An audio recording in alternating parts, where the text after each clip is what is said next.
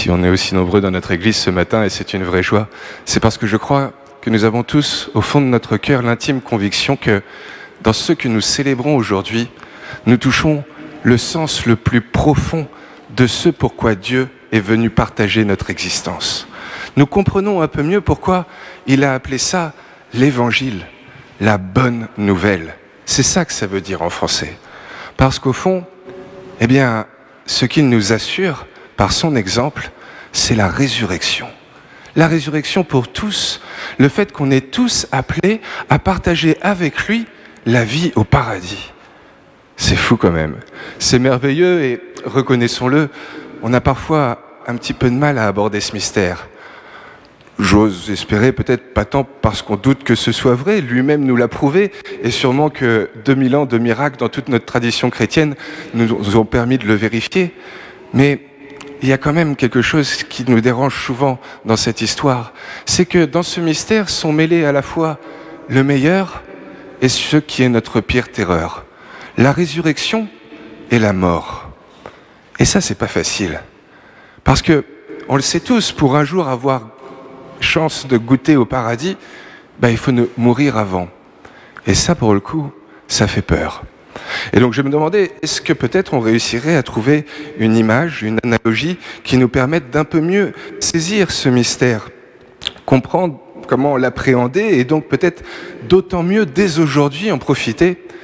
Et je me suis risqué à une petite image, celle de ce qu'on a tous au fond de nos poches, nos portables. Au fond, c'est un peu nos vies aujourd'hui. On a tout dedans, toutes les photos de ceux qui nous sont les plus chers, nos comptes, nos notes intimes, nos petites citations qu'on note à droite à gauche, nos messages privés, qu'on ne voudrait que personne d'autre que nous ne les voit. C'est un peu toute notre vie.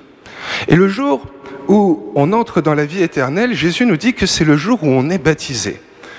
Eh bien, je me demande en fait si le jour où on reçoit le baptême, c'est pas comme si Dieu là-haut ouvrait pour chacun de nous un compte dans son cloud. Vous savez, le cloud, cette mémoire artificielle qui peut se trouver dans des serveurs à l'autre bout du monde, mais qui fait qu'à chaque instant, depuis une autre interface, on peut réussir à y accéder tout entier. Oui, Claude, en plus, le nuage, le ciel, ça parle bien pour Dieu, et j'en suis convaincu, la résurrection, c'est un petit peu ça. Un petit peu comme si Dieu permettait que tout le meilleur de ce qu'on vit, eh bien, ça s'enregistre en lui, pour toujours. Et dans un serveur qui bug jamais, bien entendu, c'est la version Dieu, plus. Mais pour le coup, on a tous envie de ça. Ne pas risquer de perdre le meilleur et pouvoir toujours en profiter. Et le seul truc, c'est Saint Paul qui nous l'a redit, c'est que pour pouvoir pleinement en profiter, eh ben, il va falloir accepter une petite mise à jour avant. Et une mise à jour pas évidente. Une mise à jour où lui, là-haut, il va supprimer de notre téléphone toutes les choses qui nous font du mal. Ces mauvaises applis qu'on a l'habitude de trop aller fréquenter et qui nous bouffent des fois toutes nos soirées. Ces mauvais contacts qu'on sait qu'on aime bien retrouver et qui pourtant nous entraînent parfois vers le péché. Nos historiques, des fois entachés de choses dont on n'est pas toujours très fier. Oui, il nous le dit, Saint Paul, il va falloir qu'on meure à notre vie d'aujourd'hui pour avoir part à la vie éternelle. Il nous dit que pour entrer dans la vie éternelle, il faut avoir part, comme Jésus, à la mort qui est le baptême. Mais alors, la plupart d'entre nous, on doit être baptisés, j'imagine, dans cette assemblée. Je vois bien des vivants devant moi. Comment donc comprendre cette phrase de Saint Paul? C'est pas évident. Qu'est-ce que pour lui ça veut dire que mourir? Est-ce que c'est juste sentir notre petit cœur qui s'arrête de battre? Est-ce que c'est juste voir notre corps qui s'éteint? Après tout, c'est la logique de toute vie sur la terre.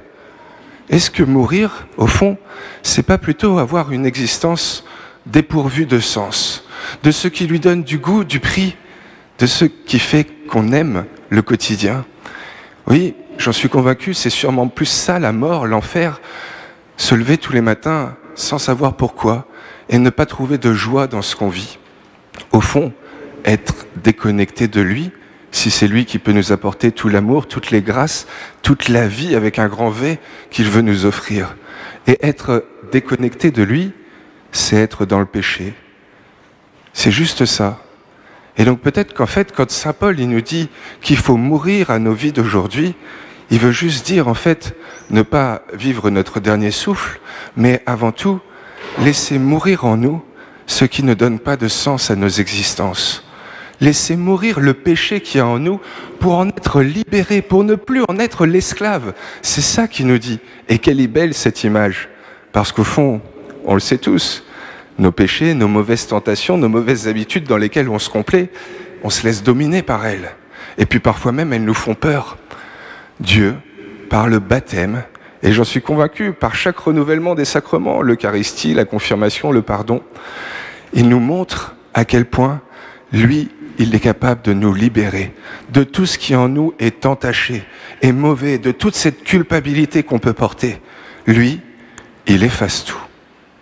C'est ce qu'il nous dit et c'est ce qu'on vient de redire dans la première prière d'ouverture de cette messe. La résurrection, ce qu'on vit déjà le jour de notre baptême, c'est le pardon absolu de tous nos péchés. Alors bon, vous me direz, ça ne nous empêche pas de continuer de trébucher aujourd'hui. Bah ouais, le pardon, c'est pas ne plus jamais pécher, c'est pas non plus oublier ce qu'on a peut-être vécu par le passé. Les cicatrices, on les a et on les aura toujours, mais c'est continuer d'avancer malgré ça. Et peut-être même qu'on a des mauvaises habitudes qui sont tellement ancrées que, esclaves que nous étions, même si nous sommes libérés, nous aurons toujours des réflexes pas toujours très ajustés. Et pourtant, lui nous montre, par la grâce du baptême, par cette fête qu'on célèbre aujourd'hui, la résurrection, qu'il nous donne le pardon plein et entier. Il nous montre que lui ne voit en chacun de nous que le meilleur de ce qu'on est. Et il nous invite par là nous-mêmes à être capables de nous voir comme lui nous voit.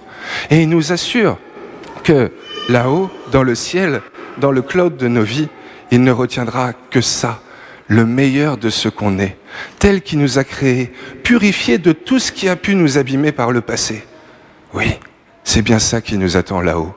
Et alors, dans cette image-là, on peut mieux comprendre pourquoi la mort physique, au fond, elle ne devrait pas nous faire si peur que ça, parce que quand bien même le téléphone il serait cassé ou il aurait définitivement plus de batterie, si on est sûr que là-haut, il y a le meilleur du meilleur qui est sauvegardé pour l'éternité et qu'on pourra toujours en profiter.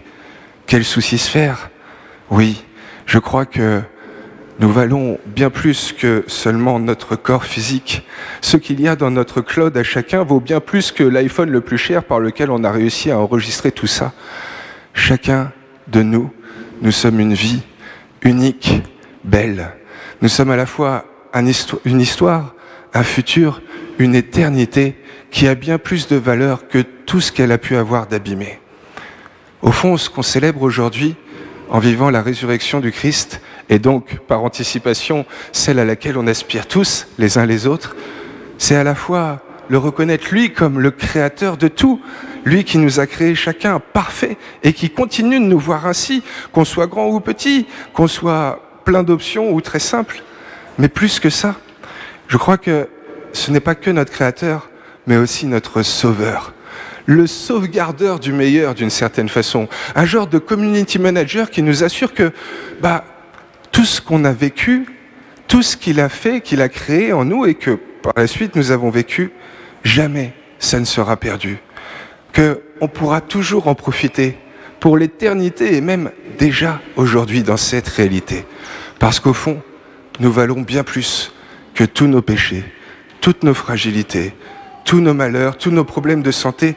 Chacun, nous sommes une vie unique, belle, qui a été créée parfaite et qui, même si elle s'abîme, aura toujours du prix à ses yeux, à lui, et jamais, au grand jamais, ne tombera dans l'oubli. C'est ça qu'on fête aujourd'hui, la résurrection, le paradis. Avoir confiance que, même si un jour on n'a plus de batterie, même si on commet tout plein d'interdits, Dieu ne voit et ne retiendra que ce qui aura porté du fruit dans nos vies, et ça, jamais ne sera détruit. Eh bien, que cette fête de Pâques nous donne de nous en convaincre toujours, chers amis.